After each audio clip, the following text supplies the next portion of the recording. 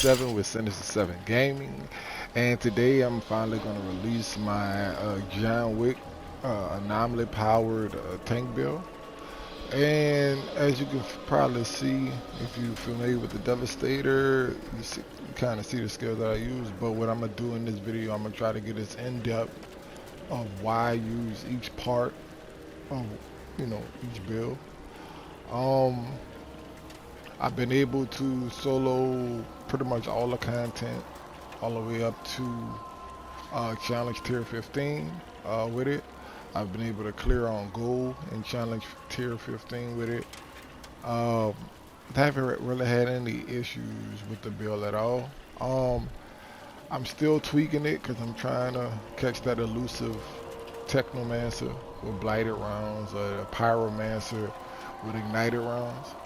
I have another build that I'm working on that I think is going to finally be able to close the gap. But for this one, let's get into the armor. Okay, for the weapons, the primary and secondary weapon doesn't really matter too much because in this build I really don't use those at all. So for right now, just for I guess cosmetic purposes, I have the bulwark and I have the juggler. But I mostly use different pistols depending on the stage that I'm going in and what I'm trying to accomplish. Right now I have pistols and I have Dark Sacrifice and Death Chains on. I have a set of pistols with Wrath, the Moloch, and Vertex Chamber for slow. I have Daily Disturbance with Resistance Breaker for more anomaly damage. Then I have Clip Combustion with another Wrath, the Moloch. And I have Daily Disturbance with approved bleeding bullets. I'm actually working on one where a set of pistols where I'll have anomaly reinforcement. But as far as the gear, which is the most important part, and you'll probably notice the trend with my gear, I'm using the 3-piece Seismic Commander setup, and it increases damage towards bleeding enemies by 50%. The helmet comes with anomaly power, status power, skill, life leech. So anomaly power does exactly what it says. It increases all your anomaly abilities. Status power for this particular build increases the amount of damage that bleed does. And all of those are max. And then you have skill, life leech. If you're not familiar with skill, life leech, a percentage of the damage that you do with an anomaly powered ability, like that 4.49, is returned to you as health. Alright, for the talents I have Second Quake, which allows you to use Earthquake one more time before triggering cooldown. I have Bloodshot, which inflicts bleed on all enemies damaged by this skill. On the chest piece, another Seismic Commander armor piece, anomaly power, status power, cooldown reduction. I wanted to kind of prioritize cooldown reduction in this build because with cooldown reduction you get to use your skills more frequently and they're more reliable in really sticky situations. As you can tell, our firepower is low, but our anomaly power is really high. We have a good amount of health and we have a decent amount of armor, but in the higher challenge tiers, elites really do big cleave type damage and attacks, and they can wipe you with 1 or 2 hits if you're not careful. So with this one I'm using Perseverance, and it basically doubles the Golem runtime. So I think the Golem regular runtime is 8 seconds, whereas with this ability it's 16 seconds, so that's big.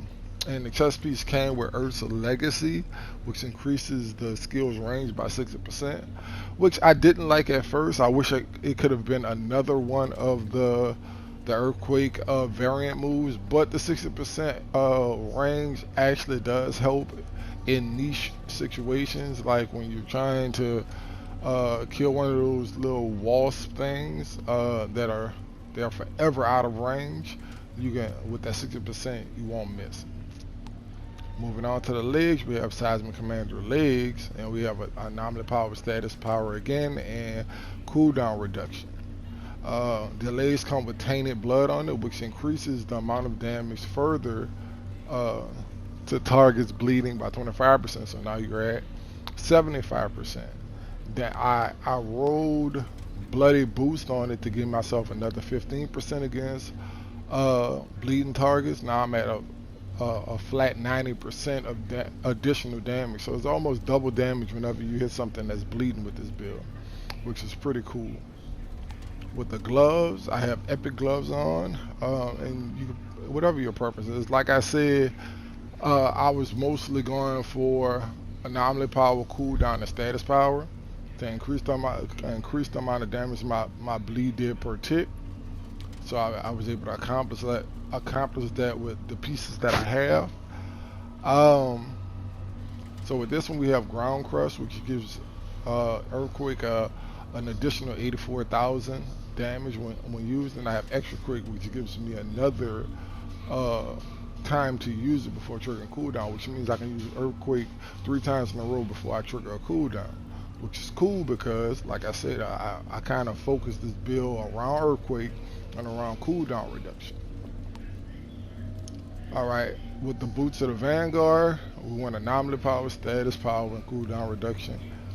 And we also went bleeding impulse. And bleeding impulse, when you activate your golem, everything within a 10-meter radius of you, every 2 seconds, starts bleeding, which is big because we're gonna have big bleeding ticks from our status power, and status power, and the fact that each bleed after that first bleed is gonna do 90% more for the duration of the bleed. So that's really big. And then I'm using crit stack. Crit stack is one of the skills that I really like. Critical shots build up 5-second stacking effects that grant 3,500 anomaly power and 7,700 firepower bonuses stack up to 5 times. This is super big because if you go 3,500, 7,000, then it's 10,500, then it's 14, and then it's like 17,000 that you get once you stack it up to 5 times, which is easy to stack up to 5 times with the pistols because the RPM is so high.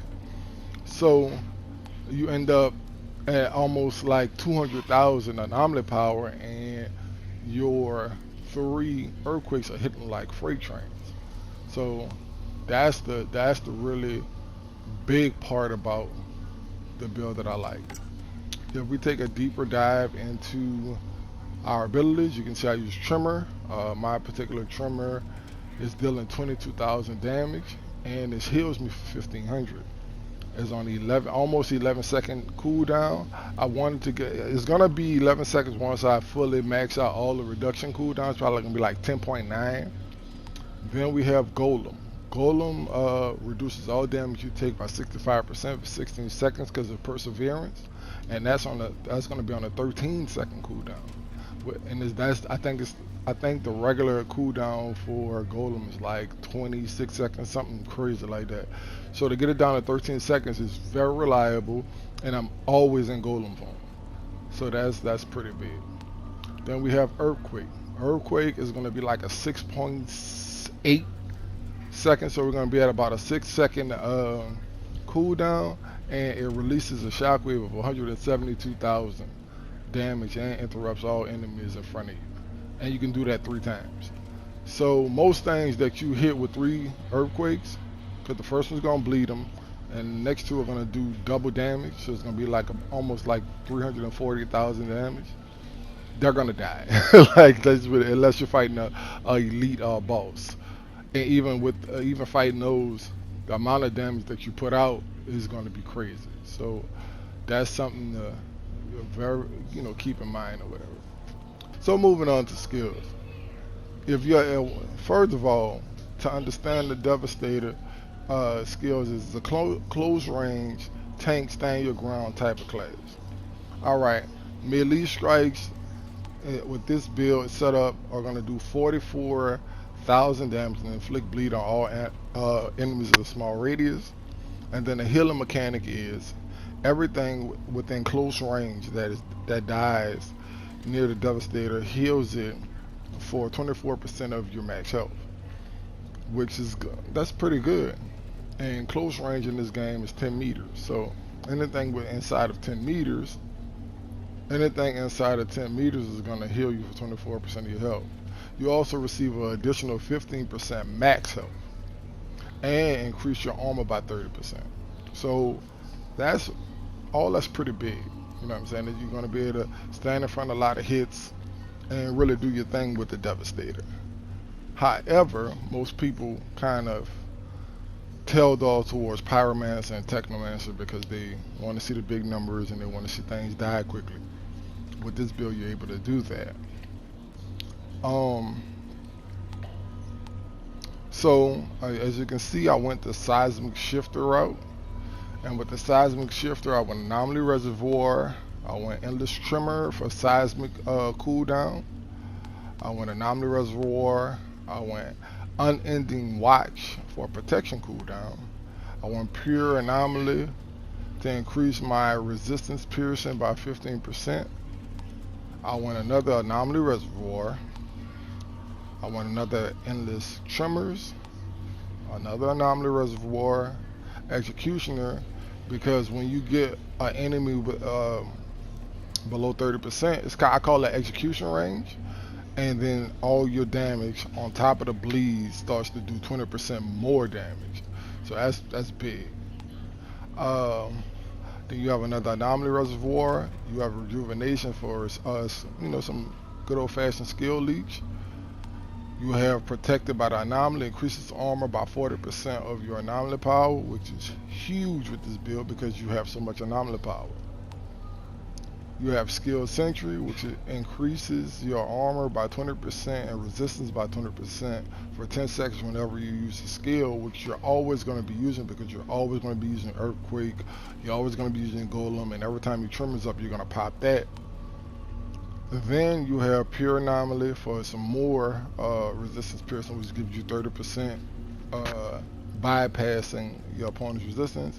And on top of that, the seismic abilities are increased by 50%. Where I see a lot of people using Impale with this build, with the seismic shifter, I really don't like Impale because the amount of resources you have to dedicate to Impale for it to be a devastating attack. And what I mean by resources is mods. Like, you really have to stack into your mods. I think I counted like 6 mods have to go into your Impale for it to even feel as gratifying as wiping out a whole slew of things in front of you with an Earthquake. So that's why I use Earthquake and Tremor instead. Then I branched up to the health tree, and I'll show you why. I have Stone Circle, which increases the close range by 4 meters. That's going to be big with certain abilities that you use that specifically say close range in the title, because like your close range damage, 10 meters is big, but 14 meters is better. So that's why I went that route. Then I got the 10% health as a byproduct of what I was trying to get to.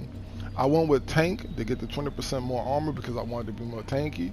Some people may do Anomaly and Veins to get that 1% max health regeneration. That's pretty cool too. I got another 10% from Colossus, and then I got the Unending Watch, which was another 15% on your protection cooldowns.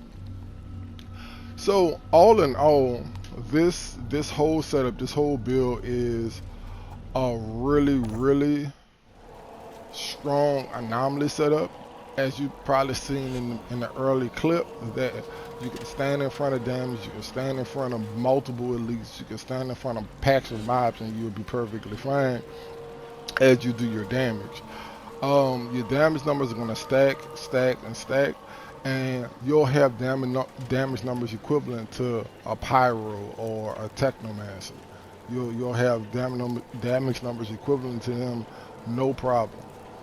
The speed of the kills is kind of where you fall behind. Whereas like I seen a Techno, and the Techno was able to clear a gold CT-15 mission in 7 minutes, it may take this build 9 or 10 minutes to do, because you kind of, even though you got your cooldowns really low, you're still at the mercy of your cooldowns, as opposed to like a blighted rounds or ignited rounds, where all you got to do is just keep your magazine full.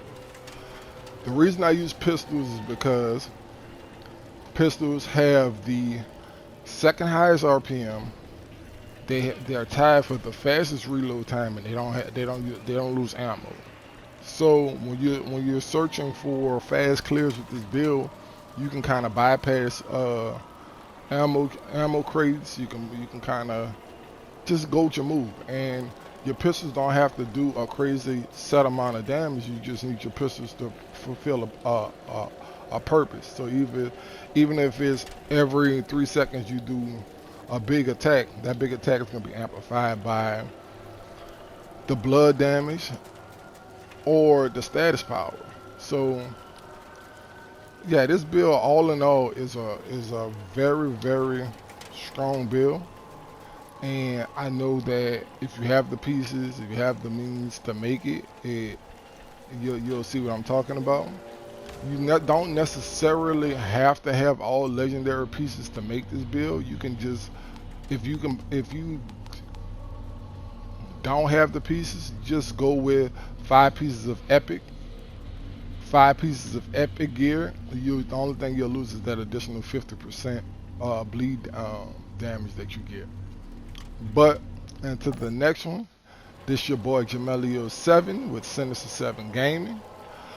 Like I said in previous videos, we're gonna be pumping out more and more content with the Outriders. We're gonna continue to ramp this thing up and continue to try to, build up our Outriders subscriber base. So if you're not a subscriber, definitely consider subscribing. But leave a like, a comment, and I'll see you in the next one. Peace.